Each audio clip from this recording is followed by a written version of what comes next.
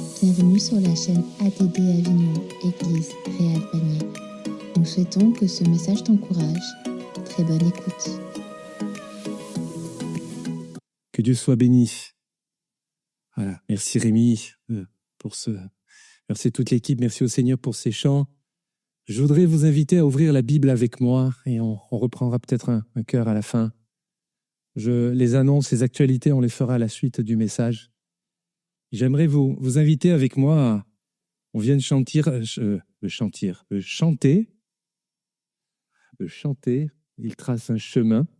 Et je trouve que ce qui est intéressant, c'est on est tous d'accord sur cela depuis qu'on a rencontré Jésus. Je m'adresse aux croyants, personnes nées de nouveau au milieu de nous, et à ceux qui s'approchent de Dieu, ceux qui reviennent au Seigneur.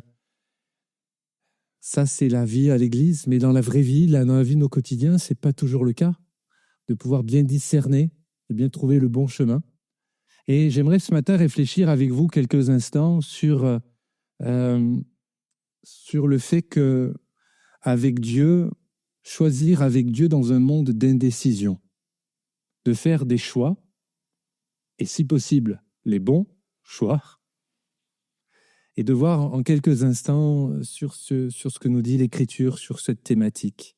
Le texte d'introduction, nous le trouvons dans le livre du Deutéronome, une première partie de la Bible, on peut le lire ensemble, le livre du Deutéronome, chapitre 30 et verset 19, un texte très connu, où l'Éternel, s'adressant à son peuple, le peuple d'alors, et encore pour chacun d'entre nous ce matin, écoutez, et on peut lire ce verset ensemble. Je vous invite on va se lever, on va le lire le verset tous ensemble. À la 10h30, on va faire une petite gymnastique biblique. Mais c'est sérieux parce qu'on lit la Bible, la parole de Dieu. On a quand même des femmes, des hommes, des milliers de personnes qui ne peuvent pas se regrouper librement et lire la Bible.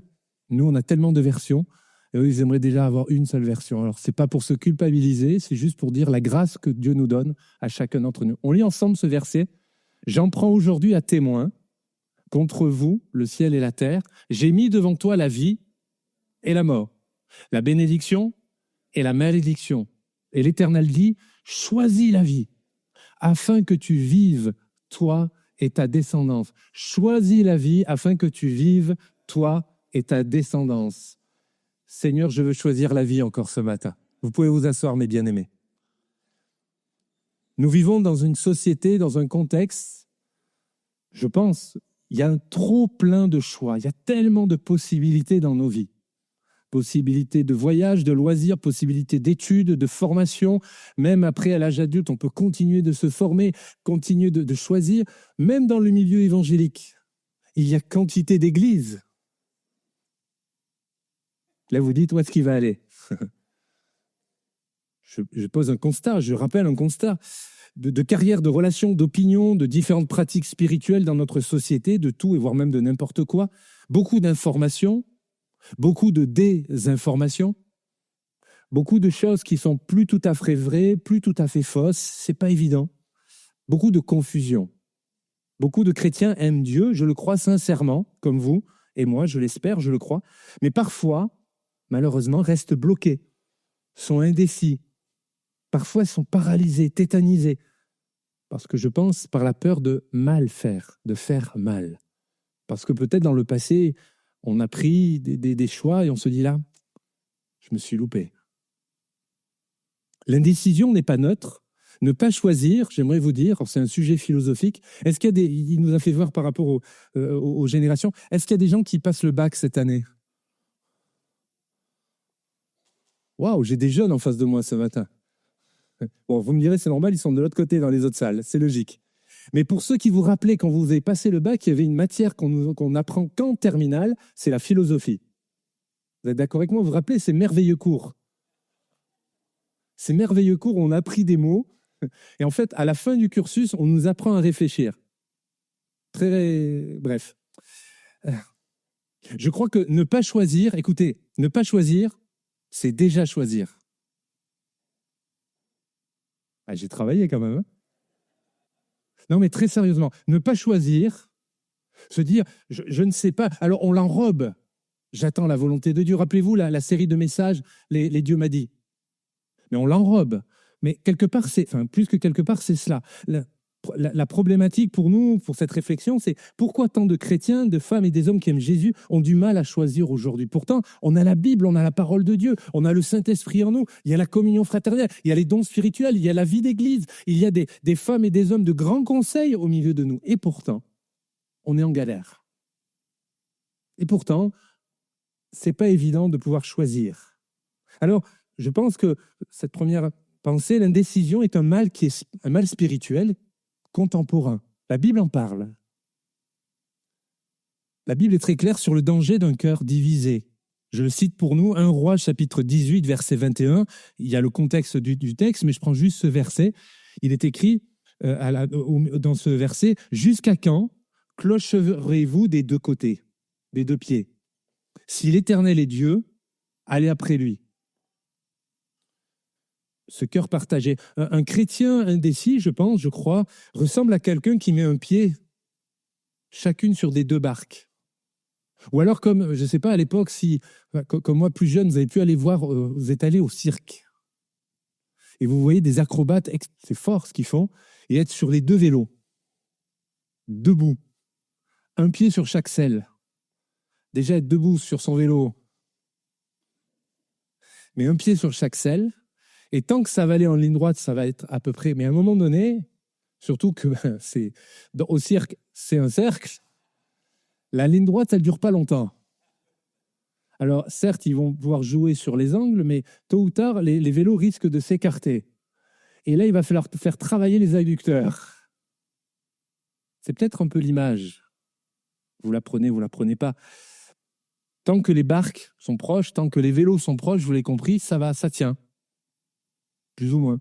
Mais plus le temps va passer, plus ça va s'éloigner. Et la chute devient inévitable. Ça, c'est évident. Le danger n'est pas le manque de foi, mes bien-aimés. Parfois, on se dit « Ah, j'ai manque de foi ». Et puis, on se culpabilise. Et puis, on s'en veut. Et puis, on fait un jeûne et prière. Et puis, on prie Dieu. Et puis, on se dit « Mais Dieu, tu réponds pas ». C'est pas un manque de foi dans ce contexte-là, mais c'est un manque de décision. C'est pas évident de prendre des décisions. Je pense qu'aujourd'hui, un certain nombre de frères et de sœurs, peut-être vous ce matin, et vous qui écoutez ce podcast, veulent Dieu, plus le confort. Ils veulent Dieu et aussi quand même l'approbation du monde. Alors quand je dis le monde, ce n'est pas les 7 milliards qu'on est, ça fait beaucoup, mais ceux qui nous entourent. Parce que ce n'est pas évident de pouvoir vivre une vie de consécration et de remonter à contre-courant. Dieu est le confort, Dieu est l'approbation du monde. Dieu est notre contrôle personnel. Soyons honnêtes. Qui peut dire c'est facile de donner les clés de notre vie? De dire Seigneur, vas-y, conduis. On a raison de le chanter. On est tous d'accord sur le principe. Mais pour le mettre en pratique, c'est pas évident. En tout cas, pour ma part, ce n'est pas évident. La Bible déclare dans l'épître de Jacques, chapitre 1er, verset 8, un homme irrésolu, un être humain, une femme irrésolue et inconstant dans toutes ses voies. Une personne qui ne se résout pas, qui ne prend pas de résolution, sera inconstant dans ses voies. Imaginez la scène. Est-ce que vous connaissez tous le centre-ville d'Avignon? Quand je cite centre-ville d'Avignon, quel est le premier mot qui vous vient à la tête? Place de l'Horloge, oui. Quand je dis centre-ville d'Avignon, automobile, embouteillage. J'ai appris ce matin à la radio que la première ville embouteillée de France, c'est pas nous, c'est Lyon. Mais on n'est pas loin. Alors, je ne sais pas si c'est bien ou c'est moins bien, j'ai un début de réponse sur ça. Mais imaginez la scène dans le centre-ville, là où il y a plein d'embouteillages, enfin en tout cas, il y a plein de feux tricolores. Si tous les feux sont toujours au orange. Ouais, j'aime bien triturer la tête. Imaginez que, parce qu'orange, on peut encore passer, mais il va falloir s'arrêter. Il y a de l'indécision partout. Et indécision va entraîner un énorme tohu-bohu. Quand tu refuses de dire oui, quand tu refuses de dire non, quand tu restes sur la position orange, ta vie spirituelle se bloque, mon frère, ma sœur. Et parfois aussi celle des autres, celle de ton foyer, celle peut-être même de ceux et celles qui peuvent te côtoyer ou se côtoyer. L'indécision spirituelle, mes bien-aimés, elle engendre de la stagnation. On ne progresse plus. Alors vous pourriez me dire, mais pasteur, au moins je ne descends pas. Oui, d'accord. C'est sûr. Mais Dieu nous appelle tellement à aller plus loin. Cela engendre de la stagnation. L'ayant expérimenté, cela engendre systématiquement de la frustration. On est frustré. On peut en vouloir aux autres, mais quand même on s'en veut à soi. Si j'avais mieux fait, si j'avais mieux choisi, les si.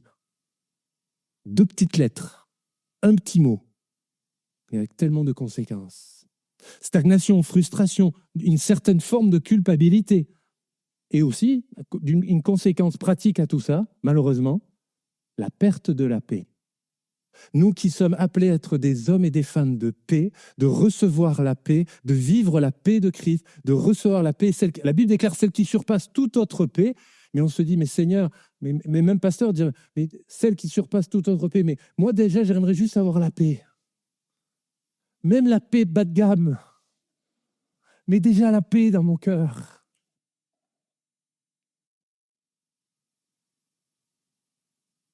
La peur de se tromper également. Beaucoup de chrétiens se disent « j'attends un signe clair de Dieu ».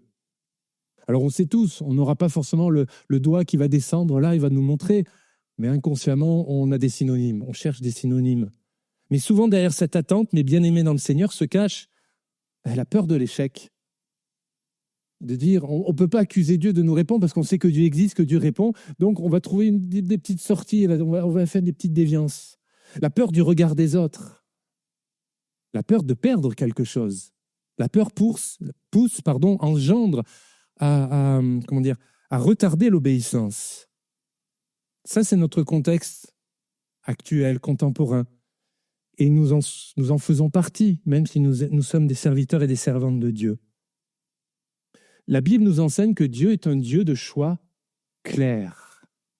Il y a une grande clarté dans l'Écriture sainte. Il y a une grande clarté dans les choix que Dieu a faits pour l'humanité et dans les choix qu'il a faits pour ta vie. Dieu a toujours appelé à choisir. On le voit dans l'Écriture, je survole les textes là. Dans la Bible, Dieu place l'être humain, le jeune, la jeune, l'adulte, l'aîné, place l'être humain devant des décisions à prendre. Prenons l'exemple d'Adam et Ève, obéir ou désobéir. Nous connaissons la suite. Israël, on l'a lu, la vie ou la mort. Et pour Josué, et on peut le lire au chapitre 24, verset 15, Josué va poser la question au peuple, parce qu'il commence un peu à l'avoir plein le dos, et à ce verset, bon, choisissez aujourd'hui qui vous voulez servir. Choisissez aujourd'hui. C'est le peuple élu. Et il les met devant leurs responsabilités. Il leur dit, écoutez, je vais le dire avec mes mots, c'est pas dans la Bible. Il leur dit, écoutez, mais les jeunes, prenez-vous en main. Ah oui, les jeunes et les vieux, c'est le thème de la matinée. Prenez-vous en main, choisissez, mais faites un vrai choix. Pas un choix pour faire plaisir, pas un choix parce que là, il faut se montrer, donc si quelqu'un le fait, je vais le faire pour pas montrer que je suis pas en désaccord. Voilà, on sait ça. Non. Choisis aujourd'hui qui tu veux vraiment servir. La Bible nous enseigne que Dieu ne force pas, mais il appelle. D'ailleurs, Jésus appelle encore aujourd'hui. L'appel de Jésus doit encore résonner dans nos cœurs. Et laissez-vous toucher, laissez-vous résonner, recevoir l'écho de l'appel de Jésus dans votre vie. C'est tellement bon d'entendre la voix de Jésus, par une parole, par un don spirituel, par la prédication, par quelque chose qui vient, qui bouge. Dire, ah Seigneur, tu t'intéresses encore à moi aujourd'hui. Oui, parce qu'il t'aime.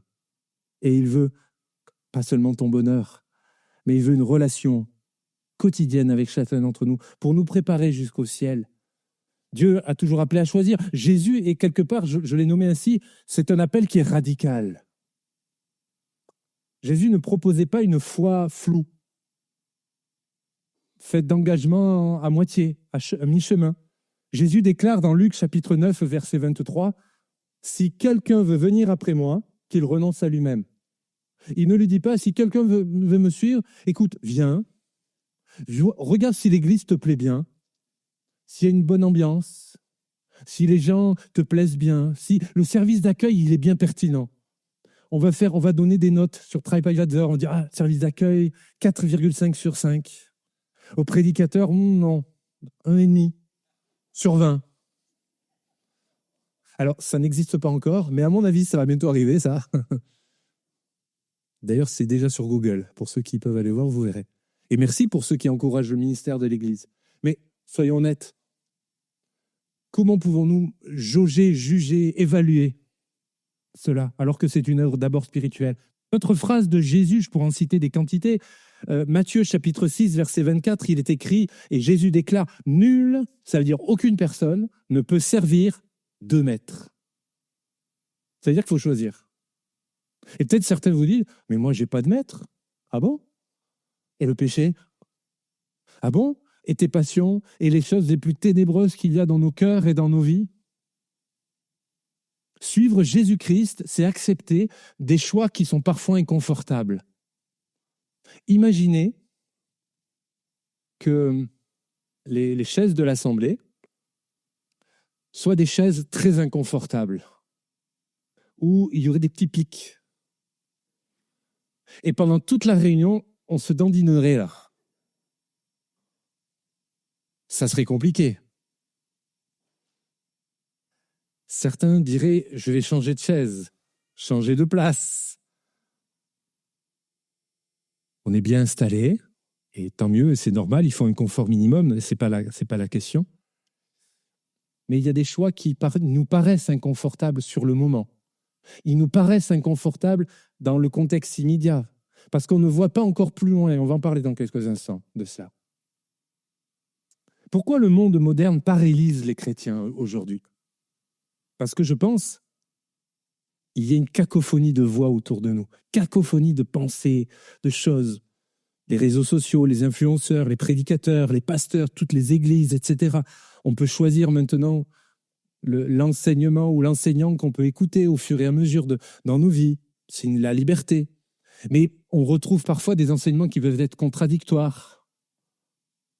Je ne rentrerai pas dans les sujets, mais si on veut passer des bons sujets polémiques, il y a des sujets où d'un coup, je vais avoir l'attention de tout le monde.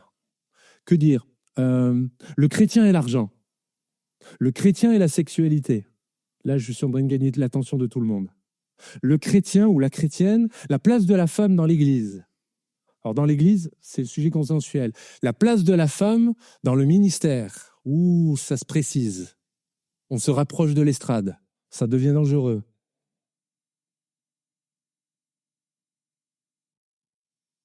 On écoute tout le monde, ou parfois on peut écouter tout le monde, sauf Dieu. Imaginez, je vous fais beaucoup imaginer ce matin, un GPS ou une application sur votre smartphone et vous souhaitez partir de là où vous êtes, de l'église à tout à l'heure, quand vous partirez là, après nos assemblées générales, vers midi, et vous allez aller à une autre destination, vous tapez l'adresse et vous sortez et l'application mouline. Elle continue de chercher. Elle continue parce que le GPS, l'application, elle a reçu une dizaine de destinations en même temps. Adresse à Vedène, à Sorgues, à Château-Renard, à Bédaride, aux Angles. L'application est en train de perdre la boule. Ça tourne, ça mouline, mais il n'y a aucun chemin qui va être donné. C'est peut-être l'image de certains au milieu de nous. Plein d'informations, plein de choses. Et c'est une expression très moderne que l'on entend et que l'on utilise, que l'on a dans nos sociétés, c'est la charge mentale. Plein d'infos. Et on peut même arriver à l'église avec plein de choses. On aimerait pouvoir se poser. Physiquement, on est assis. Physiquement, on est là. Mais alors, les pensées, elles sont là-bas. Comment on va faire? Et si, et mi, et tout ça. C'est pas évident. Soyons honnêtes. C'est même chaud, c'est même très dur. Et quand tu écoutes tout le monde, quand tu reçois tout le monde, mais tu n'entends plus la voix de Dieu. Rappelez-vous, il y a quelques dimanches, il y a plusieurs mois, je vous avais fait faire cette expérience très simple où il y avait un frère, je devais le guider, il devait écouter ma voix et il devait partir d'environ du milieu de la salle pour venir jusque là-bas, aller voir M. Berton. Et je vous avais demandé, vous, de parler, etc. C'était très compliqué pour le frère parce qu'il n'entendait pas. Il y avait une cacophonie. Mais c'est peut-être l'image de plusieurs au milieu de nous. C'est compliqué d'entendre. On sait que Dieu parle. On est convaincu. Mais alors, on est aux aguets et c'est chaud pour comprendre. C'est compliqué d'entendre, pardon. La Bible déclare, Jésus a dit, « Mes brebis entendent ma voix ». Nous sommes les brebis de Jésus, les amis.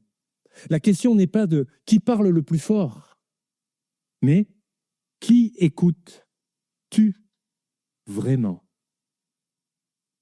Parfois aussi, pourquoi on peut être paralysés, nous les chrétiens? Il y a trop de voix, mais également, on peut avoir, soyons honnêtes, une foi de confort. Selon Matthieu chapitre 6, verset 24, il fait mention de l'athlète.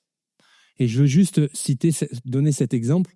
Un athlète, un sportif de haut niveau qui refuse de choisir entre la discipline et le confort, c'est-à-dire discipline, ça va être tous les entraînements, et si tous les dimanches, tous les midis, il va au fast-food et il mange des choses grasses, etc., ça va être compliqué.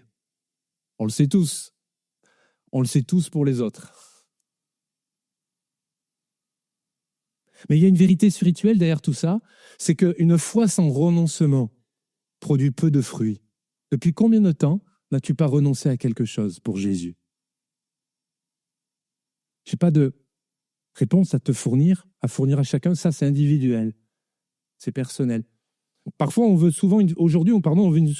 une foi peut-être sans sacrifice, alors qu'il a tout sacrifié à la croix, Jésus. Le Père a envoyé son Fils. Sans confrontation. Alors, confrontation, c'est pas entre nous, parce que soyons clairs, le combat, c'est pas entre nous, les amis, c'est pas contre notre conception ou les sujets. Il y a la doctrine fondamentale et des sujets peut-être un peu plus mineurs que j'ai cités à l'instant tout à l'heure. Mon but, c'était pas de provoquer ni de blesser des frères et sœurs au milieu de nous. Mais le vrai combat auquel nous sommes tous appelés, c'est contre l'ennemi de notre âme. Même pas contre ceux qui ne connaissent pas Jésus. Parce que justement, ils ne connaissent pas Jésus, ils sont dans l'ignorance. On ne peut pas reprocher à des personnes, la Bible déclare les païens, de ne pas vivre la vie sous la grâce alors qu'ils ne connaissent pas le Christ crucifié et ressuscité. On ne peut pas leur imposer et leur reprocher cela puisqu'ils ne savent pas ou ils connaissent mal. D'où notre responsabilité de l'Église de Jésus-Christ de continuer de témoigner, d'annoncer le beau message de l'Évangile.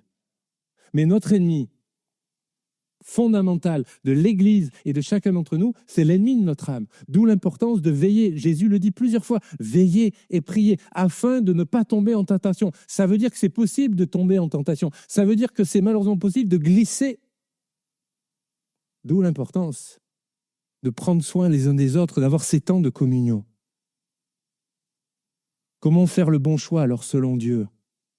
Le bon choix commence par, je le crois, par la consécration, par notre désir personnel, avant de demander que dois-je faire, de dire que dois-je faire, Seigneur? Demande là maintenant. Et moi, c'est cette question que je te pose. Es-tu prêt à obéir? La Bible, dans l'épître de Paul aux Romains, l'apôtre Paul, inspiré par le Saint-Esprit, Romains chapitre 12, verset 2, il est écrit « Ne vous conformez pas au siècle présent, mais soyez transformés de gloire en gloire. » Comprenons ce texte, il ne dit pas qu'il ne faut pas s'habiller avec les us et coutumes d'aujourd'hui, il ne dit pas qu'il ne faut pas vivre, il y a des choses formidables dans notre société. Bénissons Dieu dans la génération dans laquelle nous sommes. Mais ne vous conformez pas, c'est selon la mentalité. La mentalité. Est-ce qu'on travaille simplement pour vivre ou est-ce qu'on se dit, mais notre espérance, nous, elle va bien au-delà?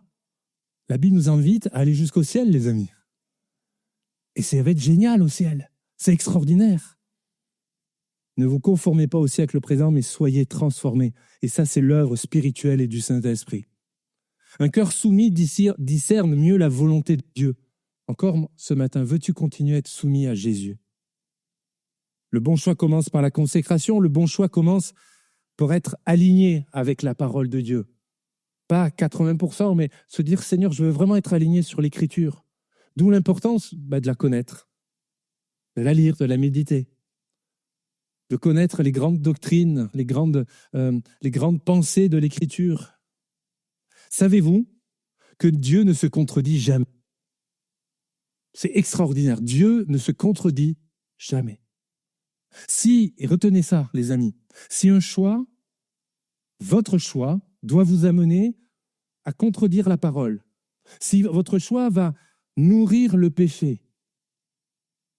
Si votre choix va vous éloigner de la sainteté, j'ai une bonne nouvelle à vous dire, vous n'êtes absolument pas dans la volonté de Dieu. Et personne n'ose dire amen. Parce que bien souvent, on veut être pratique. Mais il y a, sur ces 3 critères que j'ai donnés qui sont très simples, très pratiques, très actuels, honnêtement, ça va nous aider, ça va vous aider à faire les bons choix. Si ça contredit la parole, si ça nourrit notre péché ou de mauvaises pensées, etc., et si ça nous éloigne de la sainteté, de la vie d'église, de la communion fraternelle, mon frère, ma sœur, je t'invite ce matin à bien réfléchir. Ce n'est pas la volonté de Dieu. La Bible parle, et on connaît tous ce texte dans le psaume chapitre 119 et au verset 105, « Ta parole est une lampe à mes pieds ». Psaume 119, verset 105. Mais j'ai réalisé dans ce texte quelque chose de tout simple, c'est qu'une lampe n'éclaire pas. Est-ce que tu peux éteindre tous les luminaires quelques instants, Jimmy?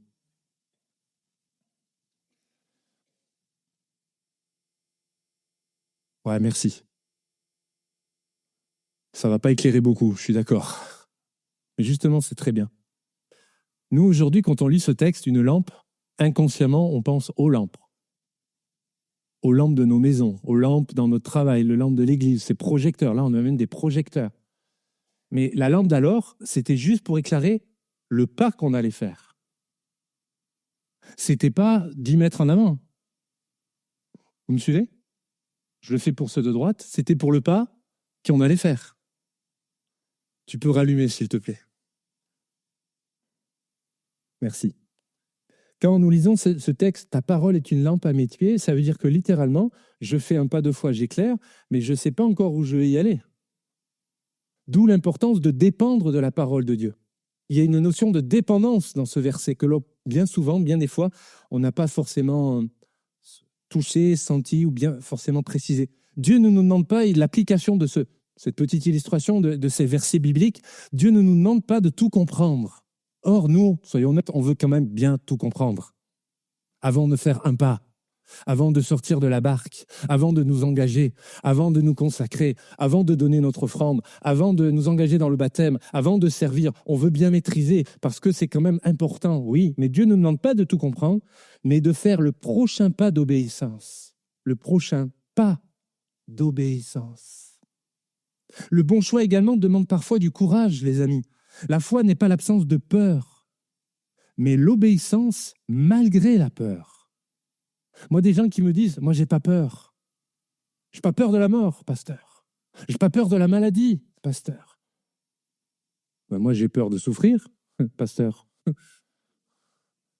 Moi, je sais que je serai avec Jésus par la foi, mais le problème, c'est pas d'être là-bas, là-haut. C'est la transition. C'est le seuil de l'éternité. J'aime bien cette expression. C'est juste quand on passe de là à l'autre état. Soyons honnêtes, de quitter les nôtres, ceux qu'on aime, ceux qui nous aiment, ceux qui nous ont précédés dans la gloire. Bien sûr, on les retrouvera, mais c'est le passage-là qui interpelle et qui nous ramène beaucoup de choses. En tout cas, je vous avoue mon humanité. Je suis convaincu que je ne suis pas le seul. La foi n'est pas l'absence de peur, mais l'obéissance malgré la peur. La Bible déclare dans 2 Corinthiens, chapitre 5, verset 7, vous pouvez retenir cela, « Marchons par la foi et non par la vue ». C'est là où nous sommes appelés, nous sommes invités pour faire les bons choix. Les bons choix selon Dieu, c'est être des femmes et des hommes de foi. Et la foi pas inconsidérée, pas de gravir n'importe quoi, mais une foi équilibrée selon la parole de Dieu, selon l'Esprit Saint. Alors ne pas choisir, c'est laisser le monde choisir pour toi. Nous avons vu dans notre disserte de philosophie tout à l'heure que ne pas choisir, c'était déjà faire un choix. Mais en fait, réellement, ne pas choisir spirituellement, c'est laisser le monde, c'est laisser l'esprit du monde, c'est celui qui commande derrière le monde, influencer ta vie. Pourquoi? Comment? Prenons l'exemple d'un étudiant qui refuse de choisir une filière, il va finir par perdre des années. Pareil pour nous, au milieu de nous, par rapport au choix d'un emploi ou une progression d'une carrière. Peut-être pour certains aussi de choisir, est-ce que par rapport au choix sentimental, est-ce que c'est le bon, est-ce que c'est la bonne, comme si... Et pendant ce temps, la roue tourne. Le temps passe. Certains chrétiens perdent des saisons entières de leur vie parce qu'ils repoussent l'obéissant, sous prétexte d'entendre alors que Dieu a parlé, que Dieu a envoyé. Quand un chrétien refuse de choisir, eh bien, le temps choisit pour nous. Le temps passe. Les circonstances et la pression peuvent aussi nous amener à choisir et choisir. Et bien souvent, nous l'avons vu en introduction, cela va amener des regrets, une certaine aigreur. Et c'est tellement dommage, les amis. L'Épître aux Hébreux déclare, et j'aime bien ce verset, « Aujourd'hui, si vous entendez sa voix, n'endurcissez pas vos cœurs. » Si vous entendez sa voix, n'endurcissez pas vos cœurs. Ma conclusion de ce partage, je crois que Dieu cherche ce matin des hommes, des femmes, des croyants, des chrétiens nés de nouveau, décidés, enracinés et courageux. Je n'ai jamais dit parfait. Je n'ai jamais dit des hommes et des femmes qui, c'est des superman, des superwoman, non. Mais des hommes et des femmes qui font des choix et qui les assument. Il y a des bons choix et quand il y en a certains qui disent « j'ai mal compris ». Mais bon, quand on relativise vis-à-vis des grands problèmes de la vie, on se dit « qui ne s'est jamais trompé ?» On demande pardon, on s'excuse, on demande la grâce de Dieu et on se relève et on va de l'avant. On va de l'avant, les amis. La Bible nous enseigne que le meilleur est devant. Parce que notre espérance, elle est certes au ciel, mais quand même sur ce qui est devant nous. Alors j'ai une question, c'est une question quelque part finale que j'aimerais poser sur nos cœurs avant que nous puissions prier ensemble. Quel choix, peut-être ce matin, quel choix Dieu te demande-t-il de faire aujourd'hui et que tu repousses depuis trop longtemps? J'attends pas de réponse, ne m'envoyez pas de SMS, mais entre chacun d'entre nous et le Seigneur ce matin, quel choix te demande-t-il de faire aujourd'hui que tu repousses depuis trop longtemps? Dieu n'appelle pas à tout comprendre, je le répète, mais à lui faire confiance. Le livre des Proverbes, pour asseoir bibliquement ce propos, le livre des Proverbes, au chapitre 3 et verset 5 de mémoire, déclare « Confie-toi en l'Éternel de tout ton cœur ». Pas juste de dire « Ah, la parole m'a fait du bien ». Non, non, confie-toi en l'Éternel, mais de tout ton cœur. Quelle est cette question? Quelle est cette question qui est reportée à chaque fois et que Dieu t'invite ce matin à solutionner? Je vous invite à vous lever avec moi. On va prier le Seigneur maintenant. On va prendre ces quelques instants de prière. Alors qu'on est en prière, alors que simplement on ferme nos yeux, on courbe nos fronts, ces quelques paroles de choisir avec Dieu dans un monde d'indécision. J'aime la Bible parce que la Bible est la vérité. Toute la Bible est la vérité. Toute la Bible est la parole de Dieu. Et nous sommes convaincus qu'il a une parole et qu'il aura toujours une parole appropriée pour chacun d'entre nous. Parce que c'est bien de dire que Dieu parle et qu'il y a une parole pour nous, mais moi je précise et je rajoute, elle est appropriée. Pour toi, pour chacun d'entre nous, aujourd'hui, dans le contexte de ta vie, alors qu'on est en prière, dans ce temps de silence et de recueillement. On a considéré ce matin le contexte spirituel contemporain, de toute l'indécision, de tout ce tohu-bohu qui nous entoure. Ensuite, nous avons réalisé ensemble que Dieu est un Dieu de choix clairs. L'appel de l'Éternel et les positions tranchées, le message de Jésus qui est clair, sans ambiguïté. Et on s'est posé les questions, pourquoi les chrétiens que nous sommes, contemporains, nous sommes parfois paralysés par notre monde moderne. Et nous avons vu différentes raisons, trop de voix, une foi de confort notamment. Et la question que nous avons répondu, c'est comment faire le bon choix? Eh bien, le bon choix commence par la consécration. Il est aligné par la parole de Dieu. Et le bon choix demande aussi parfois du courage. Sois courageux ce matin, courageuse. Alors on va prier, on va fermer nos yeux. Je vais prier d'une manière collective pour l'ensemble que nous sommes. Mais dans ton cœur, prie. Si quelque chose a évoqué, t'a ébranlé, eh bien prie le Seigneur dans ce temps de prière. Bien sûr que cette célébration elle est écourtée d'une manière exceptionnelle, mais on ne veut pas priver l'action de Dieu encore au milieu de nous. On prie le Seigneur. Seigneur Jésus, nous te disons merci pour la parole de Dieu. Nous te disons merci car tu es un Dieu de choix et de choix clairs, de choix qui sont toujours porteurs de vie. Comme nous l'avons lu en introduction, tu nous as invités à choisir la vie. Eh bien, je prie et je crois ce matin que pour toutes les personnes dans cette pièce, que pour toutes les personnes dans l'Église, nous de la pouponnière jusqu'aux adolescents, en passant par les adultes que nous sommes, eh bien, j'ose croire et je veux prier que chacun d'entre nous choisisse la vie ce matin. Que ceux qui auraient des pensées de mort, des pensées funèses, des pensées morbides, eh bien, puissent être chassés dans le nom de Jésus et qu'ils fassent le bon choix. Peut-être il y a des amis qui font le choix ce matin de s'engager, à se faire baptiser, à s'engager, à revenir à Jésus, à s'engager à servir Christ, à s'engager sur tel ou tel point dans leur vie, sur les questions, sur la pensée que tu développes. Seigneur, je prie, nous prions ensemble. Et nous voulons choisir maintenant, nous ne voulons plus laisser le monde choisir pour nous. Mais nous voulons être des femmes et des hommes adultes, matures spirituellement. Nous voulons être des femmes et des hommes décidés, enracinés et courageux. Seigneur, délivre-nous de l'indécision. Donne-nous un cœur entier et aide-nous à choisir la vie, la vérité et l'obéissance. Amen.